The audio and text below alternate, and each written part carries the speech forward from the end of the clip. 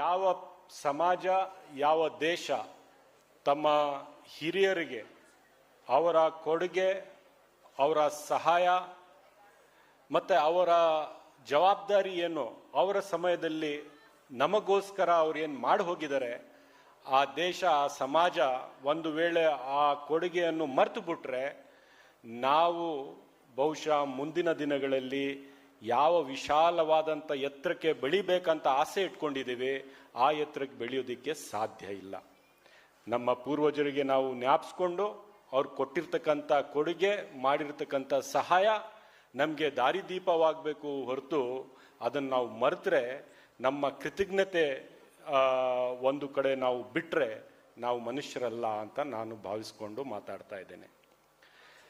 ಬಹುಶಃ ಒಬ್ಬ ಸ್ವತಂತ್ರ ಭಾರತದ ಸ್ವತಂತ್ರ ಹೋರಾಟಗಾರ 10-11 ವರ್ಷಗಳ ಕಾಲ ಜೈಲಲ್ಲಿದ್ದು ತಮ್ಮ ವಿದ್ಯೆಯನ್ನು ಭಾರತ ದೇಶದ ಸ್ವತಂತ್ರಕ್ಕಾಗಿ ಬೇರೆ ಬೇರೆ ಪತ್ರಿಕೆಗಳನ್ನು ಆರಂಭಿಸಿ ಬೇರೆ ಬೇರೆ ಪತ್ರಿಕೆಗಳನ್ನು ಬರಹಗಳನ್ನು ಬರೆಸಿ ತಮ್ಮ ವಿದ್ಯೆಯ ಮೂಲಕ ದೇಶವನ್ನು ಜಾಗೃತಿಯನ್ನು ಮೂಡಿಸಿರ್ತಕ್ಕಂಥ ಒಬ್ಬ ವ್ಯಕ್ತಿತ್ವ ಮೌಲಾನಾ ಆಜಾದ್ರವರು.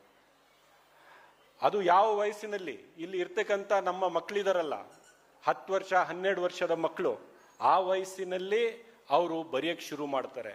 ಯಾರ ವಿರುದ್ಧ ಶುರು ಮಾಡ್ತಾರೆ? ಇಡೀ ಪ್ರಪಂಚದ ಅತಿ ಶಕ್ತಿಶಾಲಿ ಬ್ರಿಟಿಷ್ ಸಾಮ್ರಾಜ್ಯದ ವಿರುದ್ಧ ಒಬ್ಬ 12 ವರ್ಷದ 13 ವರ್ಷದ ಬಾಲಕ ಮೌಲಾನಾ ಆಜಾದ್ರವರು ಆ ಬರಹಗಳನ್ನು ಬರೀತಾರೆ. ಇವತ್ತು ಊಹೆ ಮಾಡೋಕ್ಕೂ ಸಾಧ್ಯ ಇದೆಯಾ? ಯಾವ ಕಾಲದಲ್ಲಿ ಇವತ್ತು ಯಾರಿಗಾದ್ರೂ ನಾವು ಬೈದ್ರು ಇಂಟರ್ನೆಟ್ಟಲ್ಲಿ ಬಂದ್ಬಿಡುತ್ತೆ, ವಿಡಿಯೋ ಮಾಡಿ ಇನ್ಸ್ಟಾಗ್ರಾಮಲ್ಲೂ ಟ್ವಿಟ್ಟರಲ್ಲೂ ಹಾಕ್ತಾರೆ. ಆ ಕಾಲದಲ್ಲಿ ಒಬ್ಬ ಮನುಷ್ಯನ ಮುಗಿಸಿದ್ರು ಕೂಡ ಏನಾಯಿತು ಅಂತ ಗೊತ್ತಿರೋದಕ್ಕೆ ಸಾಧ್ಯವಿಲ್ಲ.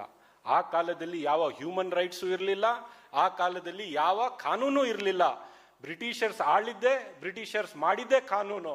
ಆ ಕಾಲದಲ್ಲಿ 12-13 ವರ್ಷದ ಬಾಲಕ ಬ್ರಿಟಿಷರ್ಸ್ ವಿರುದ್ಧ ಎದ್ದು ನಿಂತ್ಕೊಂಡು ಬರೀತಾನೆ ಅಂದರೆ ಆ ಬಾಲಕದ ವ್ಯಕ್ತಿತ್ವ, ಆ ಬಾಲಕದ ದೂರದೃಷ್ಟಿತ್ವ ಏನು, ಈ ದೇಶಕ್ಕಾಗಿ ಅವನಿಗೆ ಬದ್ಧತೆ ಇರ್ತಕ್ಕಂಥದ್ದು ನಾವು ಇವತ್ತು ಒಂದು ವೇಳೆ ಅಪ್ರಿಷಿಯೇಟ್ ಮಾಡದೇ ಇದ್ರೆ ನಾವು ಕೃತಜ್ಞರು ಅಲ್ಲ ಅಂತ ನಾನು ಇವತ್ತು ಹೇಳಕ್ಕೆ ಬಯಸ್ತಾ ಇದ್ದೀನಿ.